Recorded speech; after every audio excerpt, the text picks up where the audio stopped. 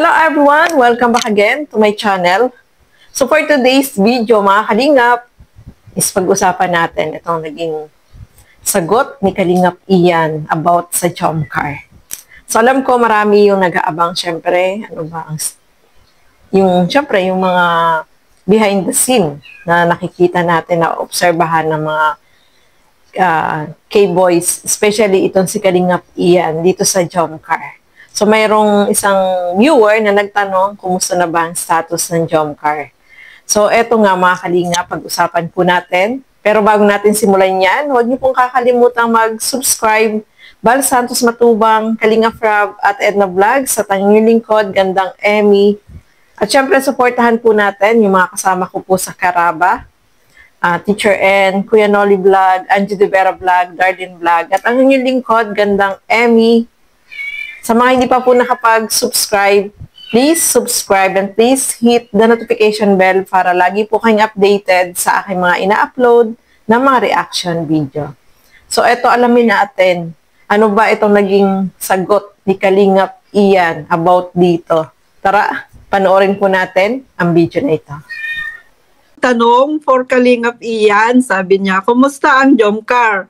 So palagay nyo, sinong mas in love sa dalawa? Si Carla o Jomar? O diba, napag-usapan din lang natin. O diba, masingit na.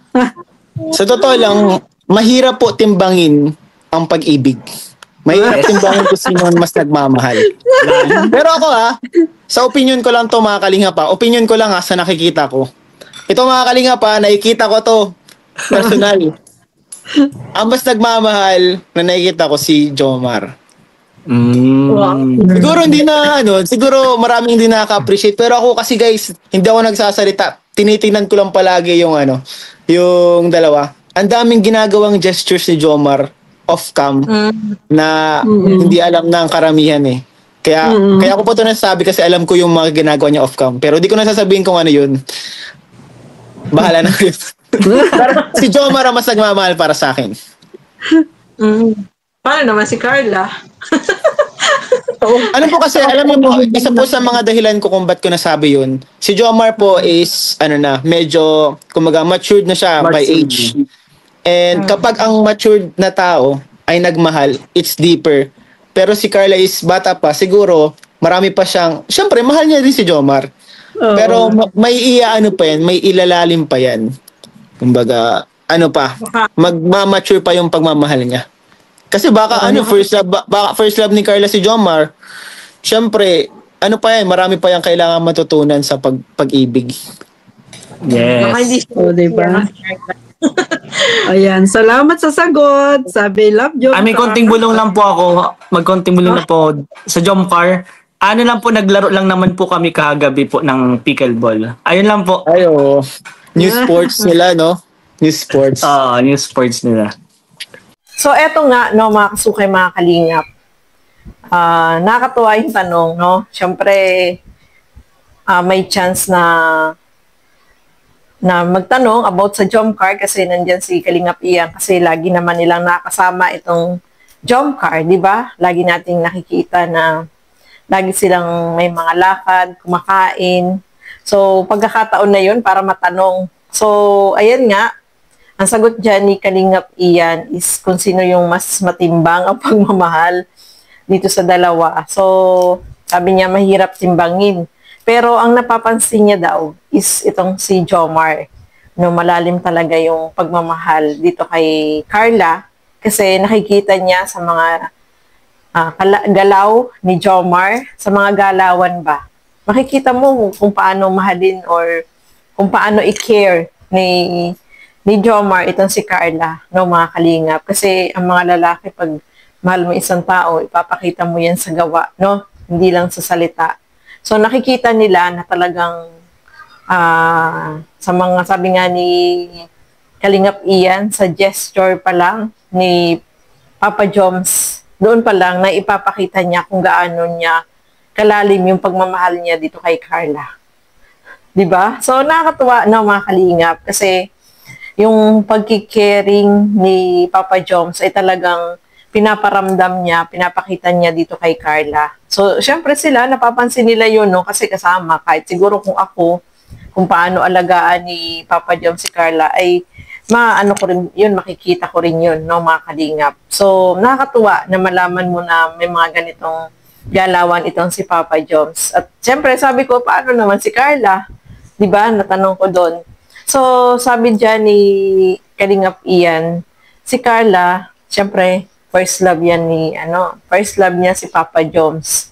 Kumbaga, siguro, si Carla, hindi siya yung tipong showy sa tingin ko, no? Kasi, may mga taong ganun, no? Na hindi nila pinapakita yung talagang yung pagmamahal nila kapag may mga taong kasama sila. O, nagkikare din syempre yan si Carla. Mapapansin nyo naman yan.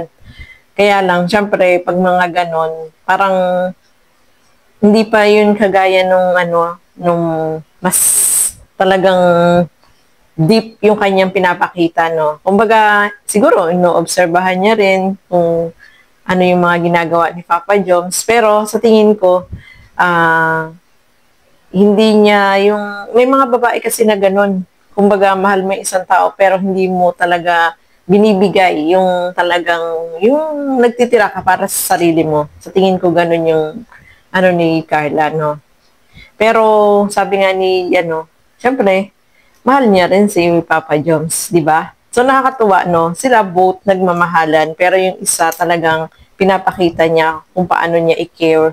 Ganoon naman, yung mga lalaki, di ba? Ipapakita niya talaga na nagki-care siya, especially yung pagsimpleng ng upuan kapag uupo yung girlfriend mo. Caring na yun, di ba? Yung masaya ka na nun kasi talagang kinikare ka niya, no, mga kalingap. So, kagaya ni Carla, siguro hindi niya masyadong pinapakita o baka pinapakita niya kay Papa Jom, sila lang dalawa. Pero pag may mga kasama, hindi siya masyadong showy, no, mga kalingap. Sa tingin ko lang, ha. So, nakakatuwa kasi si Papa Jom talagang, at saka si Papa Jom, mas na siya, no, mas maano yung edad niya kay Carla. So, talagang kung ano yung pagmamahal na ibinibigay niya kay Carla, ay talagang pinapakita niya, no, mga kalingap. So, mapapansin naman nila yan kasi sila yung magkakasama, no? At masaya tayo dyan sa nalaman natin dito sa dalawa, sa Jomcar, no, mga kalingap. Uy, nakakatuwa, no? At saka isa pa, merong bulong si Kalingap Rain, di ba? Yung naglalaro sila ng, anong tawag doon? Yung parang, yung ganun? Nakalimutan ko, just comment down, ano bang tawag doon?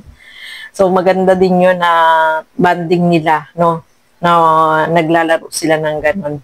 So, ayan po, no, mga kalingap. Happy tayo para sa Jomcar kasi kahit na wala namang video na naipapakita, yung last yung pumunta sila sa sa Manila, no?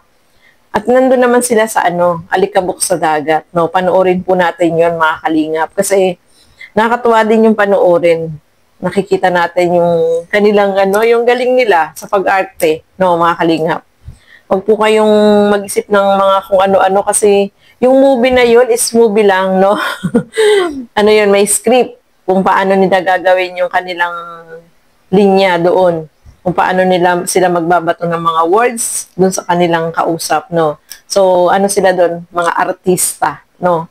So, abangan po natin yan kasi napakaganda, nakakalibang, nakakaaliw, habang hindi sila nabablog ni Kalingap Rap, syempre, nandoon tayo, nanonood tayo ng movies na gawa naman ni Kuya Bal. Ang director naman ay si Kuya Bal, no? Nakakatuwa kang panoorin, talagang mag-i-enjoy ka din, no, mga Kalingap. So, ayan po, maraming salamat sa inyong walang sawang panonood at pagsuporta dito sa aking mga ginagawang reaction video. Suportahan po natin lahat ng mga Kalingap partners, Kalingap reactors. So hanggang dito na lamang po muna. Keep safe everyone. Thank you for watching. Mabuhay po tayong lahat. Bye-bye!